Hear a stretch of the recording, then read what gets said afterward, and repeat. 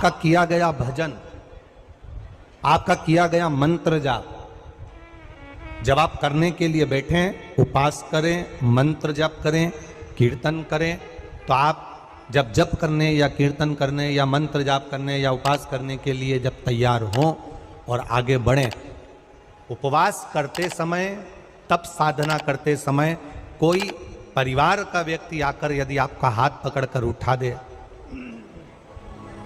या आपको अपशब्द कहे, तो ये श्रेष्ठता नहीं हो। आप करो पशुपति व्रत,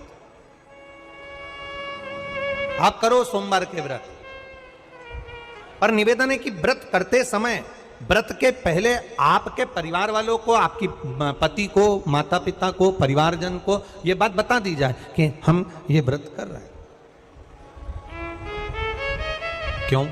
उसका कारण केवल इतना सा है कि जब हम ये परिवार वालों को बता देंगे कि हम व्रत कर रहे हैं, तो आपके व्रत में कोई टोकने वाला नहीं रहेगा, आपके व्रत को कोई रोकने वाला नहीं रहेगा, और आप निष्कपट भाव से भगवान की अविरल भक्ति को धारण कर सकते हो। निष्कपट भाव से भगवान के भजन को धारण कर सकते। इतना सुंदर वर्णन किया गया है महामृत्युंजय मंत्र का। यदि हम किसी ब्राह्मण से अनुष्ठान करवा रहे हैं, महामृत्युंजय मंत्र का यदि हम किसी ब्राह्मण से अनुष्ठान करवा रहे हैं, शिव महापुराण की कथा कहती है अनुष्ठान पत्नी करवा रही है या पति करवा रहा है, सास करवा रही है या ससुर करवा रहा है, घर का जेठ करवा रहा है या जेठानी करवा रही है।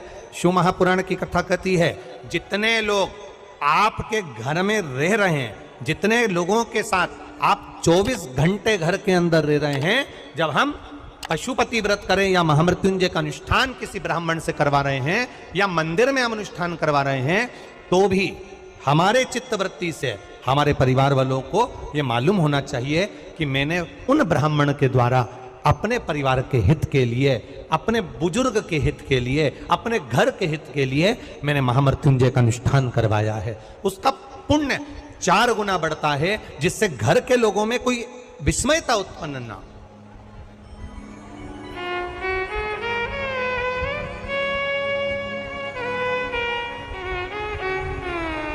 हमारे भीतर कोई विस्मयता उत्पन्न ना हो, हमारे मन के भीतर कोई भेदभाव उत्पन्न ना हो। और हम तो यहां तक कहेंगे, आप अगर शंकर जी के मंदिर में जा रहे हो, 1 लोटा जल चढ़ा रहे हो, शंकर जी के मंदिर में पहुंचकर 1 लोटा जल समर्पित कर रहे हो, तो भी आपके घर के लोगों को मालूम होना चाहिए कि ये पास वाले शिव मंदिर में गई है, मेरे पास के मंदिर में मेरा घर का बच्चा शंकर जी को जल चढ़ाने गया है, मेरा पति पास के मंदिर में शंकर भगवान को जल समर्पित करने के लिए गया है। ये घर के लोगों को ज्ञात होना चाहिए।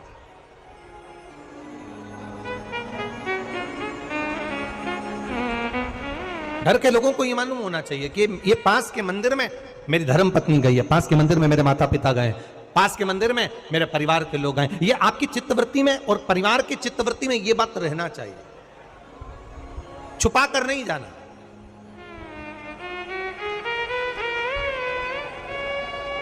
छुपा कर भगवान के मंदिर में नहीं जाना, छुपा कर पशुपति व्रत नहीं करना। महाराज, शिव महापुराण की कथा वर्णन करती है कि आप भगवान का अगर कोई व्रत, कोई साधना, कोई नियम ले रहे हो, माना आपने कोई व्रत करा, कोई करी, पर घर के लोगों को वो ज्ञात होना चाहिए कि ये मंदिर तक जा रही है, ये पशुपति व्रत कर रही है, आराधना कर रही है।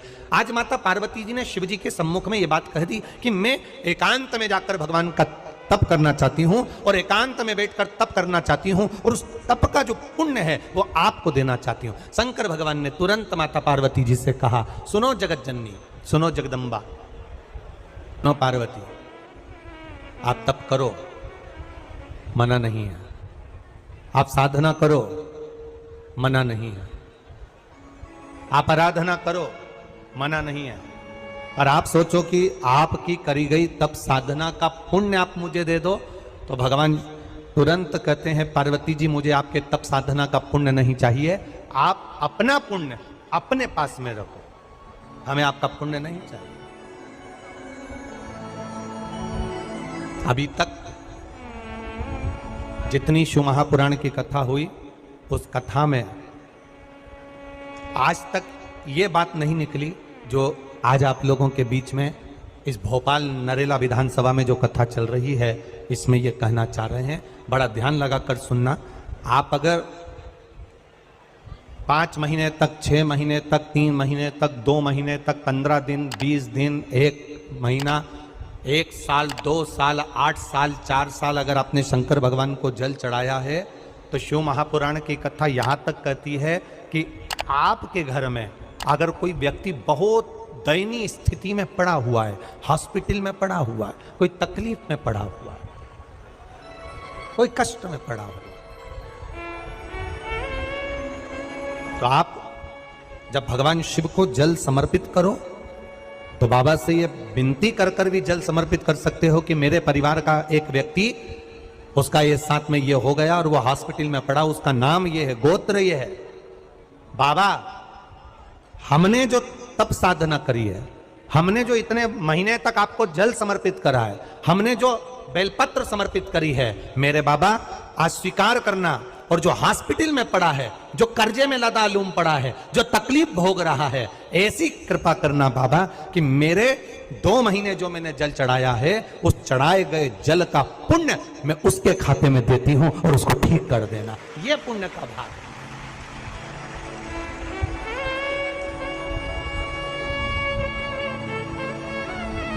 ये पुण्य का भाग है।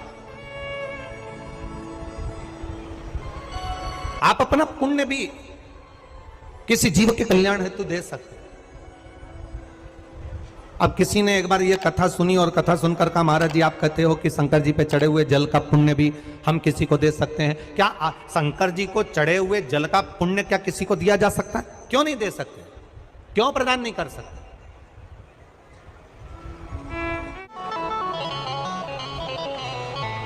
एक पुण्यता अपने भीतर एक विचार फिर करिएगा। बड़े बड़े सावधानी की कथा है। आप लोग सोचो कि यह कथा यहां से सुनी, यहां से निकाल दी, बच्ची को चीती कपड़े में झटकार दी। यहाँ कथा अगर सुनने के लिए आए हो तो थोड़ा दिल लगाकर सुनना, मन लगाकर सुनना।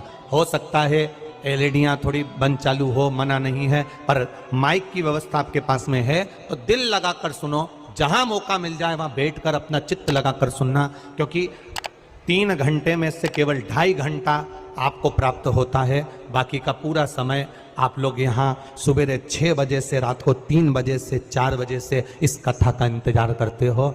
शायद दुनिया की पहली कथा होती है शिव महापुराण की कथा, जिसको लोग रात को 4-4 बजे से 3-3 बजे से जगह संभाल कर बैठकर कथा सुनते हैं।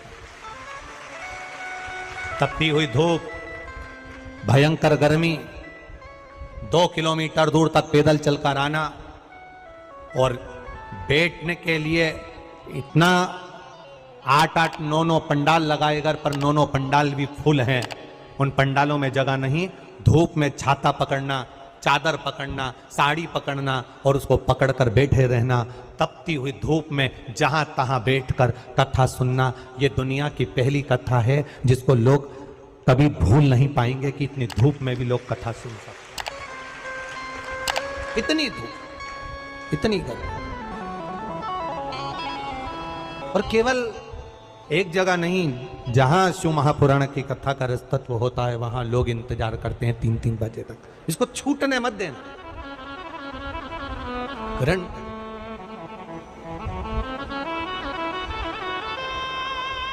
शादी में गए हो, 500 का लिफाफा दिया है तो भोजन कर कर जरूर जाना। और कथा में धूप में चलकर आए हो तो भले आधे घंटे की सुनना, पर कथा में दिल लगाकर जरूर जाना। दिल लगाकर जाना, चित्त लगाकर। आप अगर 1 लोटा जल भगवान शिव को समर्पित कर रहे हो, आप एक बेलपत्र भगवान शंकर को समर्पित कर रहे हो, आप एक शमी का पत्ता भी भगवान शंकर को समर्पित कर रहे हो, आप भगवान शंकर का पंचानंद स्नान करा रहे हो, आप भगवान शंकर के मंदिर का शिखर दर्शन कर रहे हो, आप भगवान शंकर के मंदिर में जाकर झाड़ू लगा रहे हो, पोछा लगा रहे हो, सफाई कर रहे हो, तो भी तुम्हारी चित्तवृत्ति में रहना चाहिए कि जब किसी पर दुख की घड़ी आए, किसी पर तकलीफ आए, किसी पर कष्ट आए, हमारा करा गया पुण्य हम उसके खाते में दे सकते हैं। हम अपने पुण्य को दूसरे के खाते में प्रदान कर सकते हैं।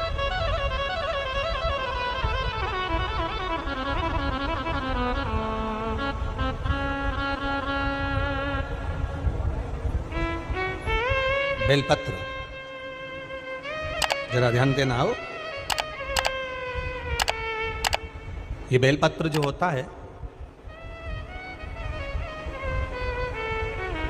इस बेलपत्र पर कभी कभी आपने देखा होगा कि कई लोग बीच वाले पत्ते पर चंदन लगा देते हैं। ये जो बीच का पत्ता होता है, इस पर लोग चंदन लगा देते हैं। शिव महापुराण की कथा कहती है,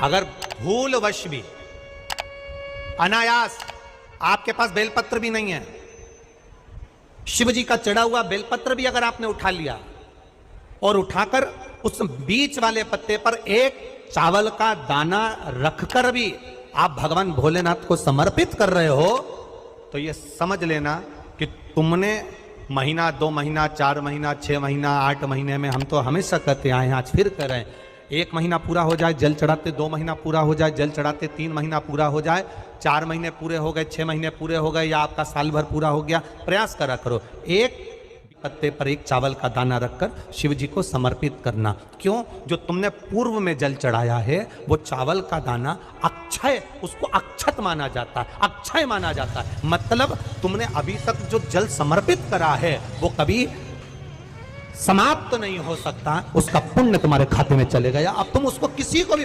प्रदान कर सकते।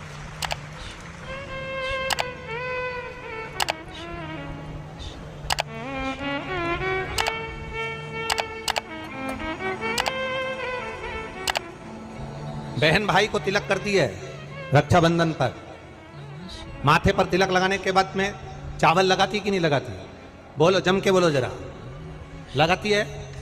बोलते जाओ जरा। लगाती है, ठीक है। मंदिर में आप पूजन कर रहे हो, घर में कोई अनुष्ठान कर रहे हो, पंडित जी तुम्हारे मस्तक पर तिलक करते हैं तो चावल लगाते कि नहीं लगाते? बोलो बोलो, जम के बोलो। लगाते हैं। तुम्हारे घर में शादी ब्याह होता है तो तिलक करा जाता है तो चावल लगाया जाता कि नहीं लगाया जाता? लगाया जाता। सब समय पर चावल, मस्तक पर कंकु का तिलक, चंदन का तिलक, जो भी तिलक तुम्हारे मस्तक पर लगा है, कोई अगर लगाएगा शुभ कार्य में तो चावल जरूर लगाएगा। बस एक कार्य ऐसा होता है जिस समय पर मस्तक पर तिलक करा जाता है पर चावल नहीं लगाया जाता।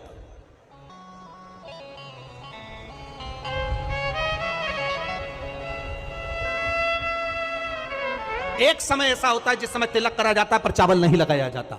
चावल का मतलब है अक्षय, मतलब बार बार भगवान ऐसा मौका लाए, बार बार भगवान ऐसी कृपा करे कि तुम ऐसा अनुष्ठान करते रहो, पुण्य करते रहो, सत्कर्म करते रहो, 16 सोमवार के व्रत करते रहो, चतुर्थी के व्रत करते रहो, तुम छठ की पूजन करते रहो, तीज का व्रत करते रहो, सोमवार का व्रत करते रहो, तुम्हारे घर में हमेशा ऐसे शुभ कार्य होते रहे। केवल अक्षय, अक्षत एक जगह पर नहीं लगाया जाता। कब नहीं लगाते अक्षत को? मस्तक पर तिलक करते समय अक्षत कब नहीं लगाया जाता? केवल एक समय पर। कब? जब घर में कोई शांत हो जाता है और शांत होने के बाद जब मस्तक पर पगड़ी का क्रम होता है, उस पगड़ी के क्रम पर तिलक तो लगाया जाता है पर चावल नहीं लगाया जाता। भगवान से प्रार्थना करते हैं ये बार बार मौका मत देना, जो हो गया उसको समाप्त, ऐसा मौका बार बार ना दीजिएगा। हाँ, पगड़ी पर से उठ गए, अच्छा काम करने के लिए मंदिर जा रहे हो, स्थान छोड़ने के बाद अब तिलक लगाओ और उसमें चावल ढेर सारा लगाओ, कोई मना नहीं। पर अक्षय, उस अक्षत की महत्वता को समझना कि उसको बारंबार प्राप्ति ना हो, ऐसे कार्य की प्राप्ति ना हो, अच्छे कार्य की प्राप्ति, श्रेष्ठ कार्य की प्राप्ति, शुभ कार्य की प्राप्ति। अगर मौका मिले तो एक बार भविष्य पुराण, और एक बार मौका मिले तो कुर्म पुराण, और एक बार मौका मिल जाए तो नंदी पुराण, ये 3 पुराणों का स्मरण करना, इसमें आपको अक्षत की महत्वता प्राप्त हो। भविष्य पुराण, कुर्म पुराण और नंदी पुराण, इन 3 पुराणों में आपको अक्षत की महत्वता प्राप्त होगी कि चावल की महत्वता क्या है। एक चावल का दाना जब अशोक सुंदरी वाली जगह पर चढ़ाया जाता है, एक चावल का दाना अशोक सुंदरी वाली जगह पर चढ़ाया जाता है। हम माताओं से हमेशा कहते हुए आए हैं, आज फिर निवेदन करेंगे, जिस माता के गर्भाशय में गांठ हो गई हो, जिस माता के गर्भाशय में गठान पड़ गई, अक्षत, एक चावल का दाना, गर्भाशय में गांठ हो गई, डॉक्टर को दिखाया, गर्भाशय में बच्चा दानी के अंतर्गत गांठ पड़ गई, गर्भाशय में गांठ पड़ गई, बड़ी तकलीफ की जिंदगी जी रही है, डॉक्टर कह रहे हैं ऑपरेशन करवाओ, डॉक्टर कह रहे हैं ऑपरेशन करवाना पड़ेगा। एक बार मेरे भोलेनाथ पर जल चढ़ाना प्रारंभ करो, एक चावल का दाना अशोक सुंदरी के, अशोक सुंदरी की जगह मालूम है ना सबको? अरे बोलो अशोक सुंदरी।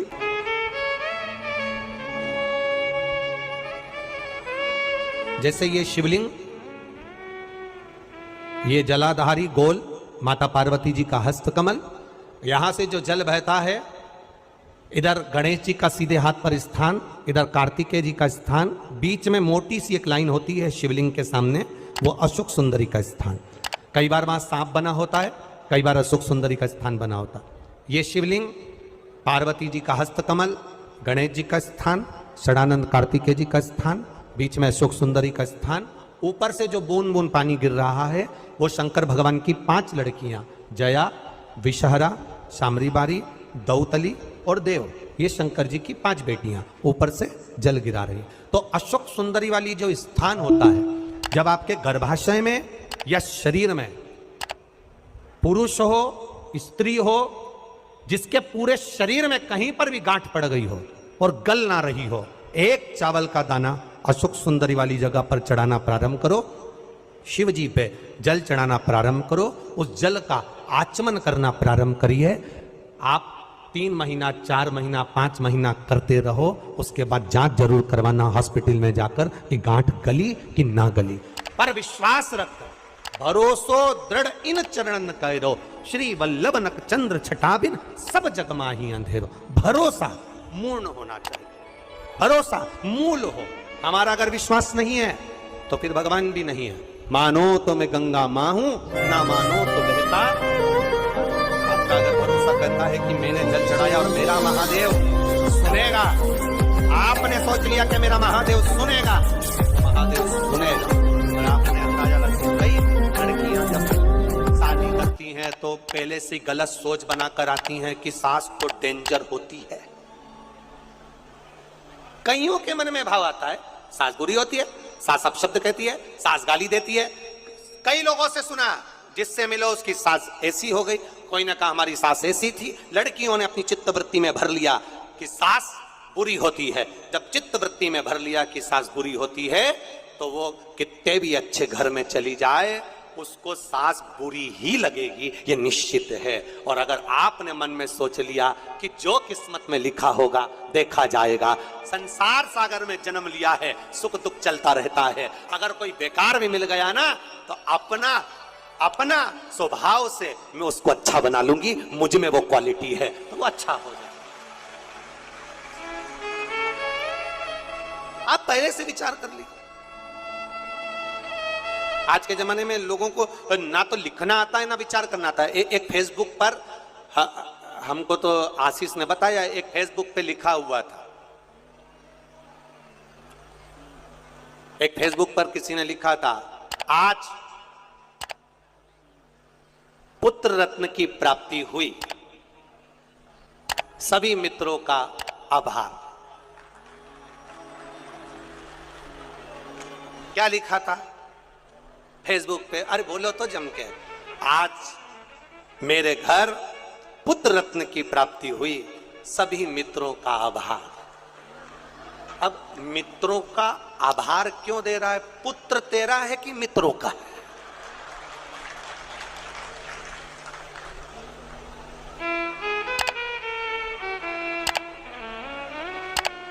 बोलो जम के बोलो। लिखना चाहिए ऐसा, पर स्मरण नहीं है, चित्तवृत्ति में नहीं आया है, ये आना चाहिए।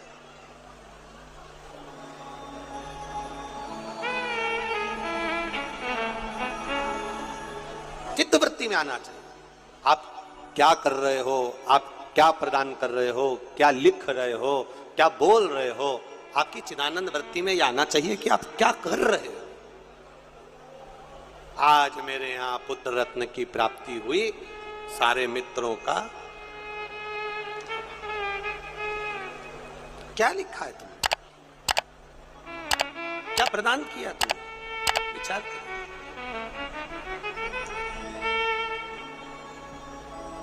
आभार किसका होना चाहिए था? आज मेरे घर पुत्र रत्न की प्राप्ति हुई। महादेव आपका आभार, आपकी कृपा, आपकी दया, आपकी करुणा, जो ये पुत्र रत्न की प्राप्ति मेरे घर में हो गई, ये आपकी करुणा से हुई, ये आपकी उदारता से हुई।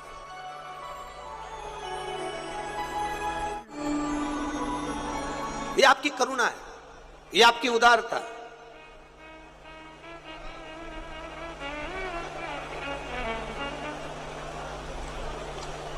ये कथा हमने कल भी कहा था कि कथा और कहीं भी हो सकती थी, भोपाल में ऐसा जरूरी नहीं कि आदरणीय विश्वास भैया के यहाँ हुई, कथा कहीं पर भी हो सकती थी। पर यह कथा आदरणीय विश्वास भैया सारंग जी के यहाँ जो हुई है, हमने कल भी कहा था कि कहीं ना कहीं माता पिता का कोई पुण्य प्रबल हुआ होगा, जिसके कारण बस यह आशीर्वाद के रूप में यह कथा आदरणीय विश्वास जी सारंग जी को प्राप्त हो। और वो पुण्य कैसा है? जब हमने पता करा तो हमारे स्मरण में आया कि जब स्वर्गीय श्री कैलाश नारायण जी सारंग जी बीमार पड़ गए, और बीमार पड़ने के बाद जब दिल्ली में एडमिट हो गए और उनका इलाज चलता रहा, तब हम कभी भी जजमान परिवार से ये कुछ भी नहीं पूछते और ना हम उनसे बात करते हैं कि तुमने क्या करा क्या ना करा। हम तो हमारे जो सेवादार लगे रहते हैं, कार्यकर्ता लगे रहते हैं, उनसे पूछते रहते हैं। तो बताया कि गुरुजी, विश्वास भैया सारंग भोपाल में उस समय पर भी मंत्रिमंडल में थे, जिस समय पर पिताजी का स्वास्थ्य खराब था, तो यहाँ पर संभालते हुए यहाँ पर भी सारी मीटिंग अटेंड करना और रात के समय जाकर अपने माता पिता की सेवा करना दिल्ली में, यह कोई सहजता का विषय नहीं होता। और उसी का पुण्य फल, उसी का एक आनंद, उसी का जो पुण्य है, उसी का जो पुण्य फल मिला है, वो ये मिला है, ये उसी का पुण्य फल, ये कोई सहज नहीं।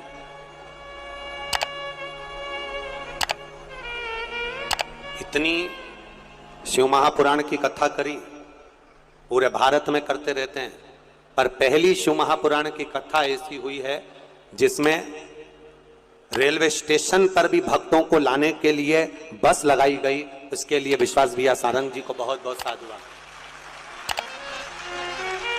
आज तक जितनी कथा हुई, उस किसी कथा में कहीं पर भी रेलवे स्टेशन से कथा स्थल तक लाने के लिए भक्तों के लिए बस नहीं लगी। पर पहली कथा ऐसी थी जिसमें भोपाल के रेलवे स्टेशन से भक्तों को यहां तक लाने के लिए बसों को निःशुल्क चलाया गया। जोरदार ताली बजा, बहुत बहुत साधुवाद, बहुत बहुत साधुवाद।